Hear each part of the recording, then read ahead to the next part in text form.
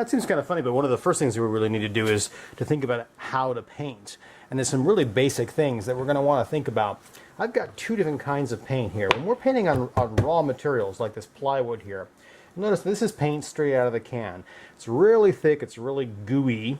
And if I try to paint with this, I'm just going to take my little lay-in brush here and I'm just going to dip into the bristles of this. And I start to paint over my surface of my plywood. You can see that it's going on okay, but it's really dry. And I'm having to kind of push the paint around. I have to work pretty hard to get this paint to cover this piece of the plywood. It's like over and over again, and I still need to come to the edges. Also notice what I did there. I actually did a good thing by starting in the middle of your shape. Remember, you want to start, if you're painting on a flat or a board or anything, your instinct might be to come to the edge and start on one end.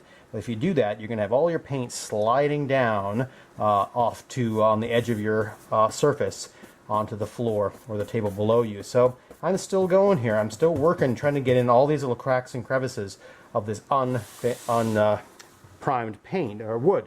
Now if I try the thinner paint, you can see that's kind of just sort of dripping off of my brush right there. It's just thinned about maybe 50%, filled it up about the same amount, and then added about half as much water. Now I'm almost inking this on here. Whoops, let me charge up the brush.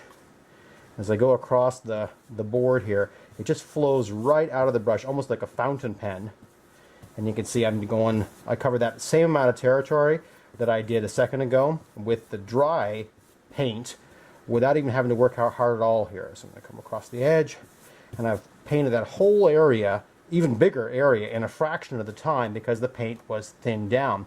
It's true, especially true if you're working on fabrics, anything where you're going to get a lot of resistance from the paint. Not only that, it's also going to help economically because as you thin your paint, it's going to stretch the paint a little bit too. So you're probably going to get more waste when you're working straight out of the can.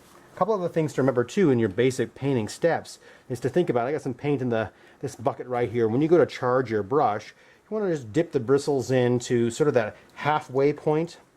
You don't want to go too much farther than that because you want to keep paint out of the ferrule up here. It's not as efficient when you've got paint that far up into the brush. Just get it about that halfway point, 3/4 up in here is great.